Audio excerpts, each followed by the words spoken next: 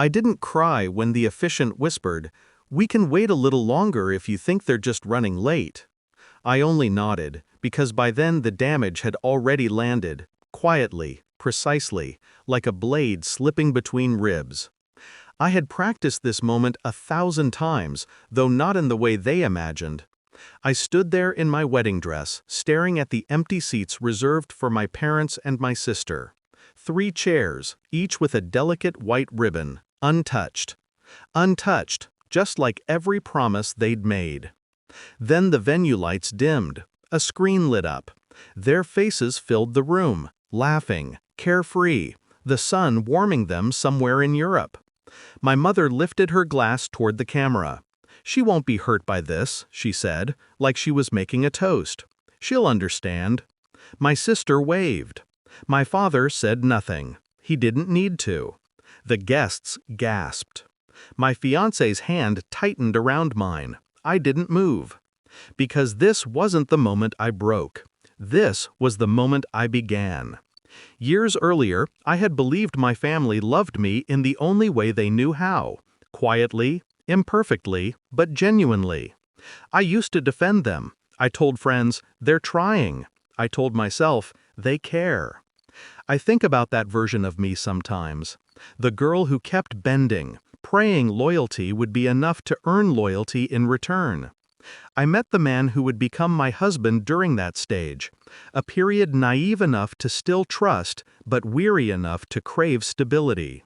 He had steadiness in his eyes, the kind that made me feel seen rather than judged. My family liked him at first. For a while, their smiles matched mine. But the shift came gradually. My mother asking why his job wasn't more impressive. My sister joking about how people marry up, not sideways.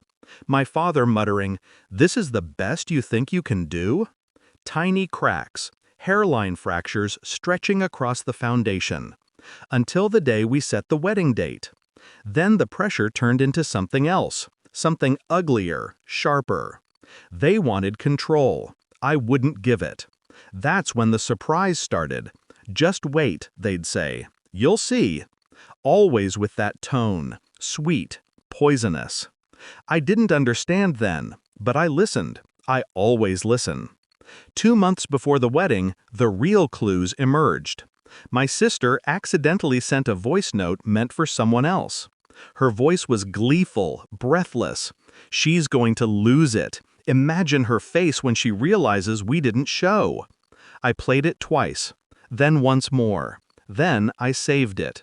I didn't confront her. I didn't confront any of them. I'm not the type to scream. I'm the type to plan. While they were preparing their grand disappearance, I was preparing my silence. I stopped updating them on the wedding details. I stopped inviting them to fittings and rehearsals.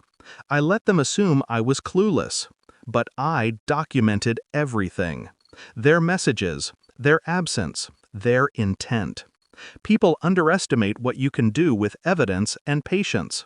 So when their video played on my wedding day and the room filled with stunned whispers, I simply stood still.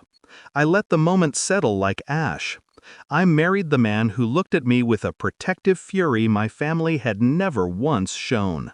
His parents gathered around me like a shield, holding me in a way that felt like a promise. That night, after the wedding, I posted a single photo, me and my in-laws, smiling, radiant, whole. No caption, no explanation. By morning, I had 290 missed calls. That was the first crack in their foundation. My revenge wasn't dramatic. It didn't need to be. I sent my parents and sister a message with the same calm tone they had once used to dismiss me. "I received your video. I hope your trip was worth the cost." The cost being access to me. Then I blocked their numbers. Every one of them. I changed my emergency contact. I updated legal documents. I transferred sentimental items out of their reach. I removed them from my life with the same precision they used to remove themselves from my wedding. No threats, no yelling, just absence. Mine this time. 2 weeks later, I saw the consequence of my silence. My sister sent an email from a different account, long and spiraling. She insisted they were just joking, that the trip was a miscommunication, that they thought I'd laugh eventually. But the panic between the lines was unmistakable. They finally understood. They hadn't just missed a wedding, they had forfeited a relationship. Their surprise became the last decision they ever made about me. Sometimes revenge isn't about destruction. It's about clarity. It's the clean moment when you realize you don't owe anyone the privilege of you. And standing here now, married, supported, loved, I finally understand what they gave me. Freedom. The kind you don't return.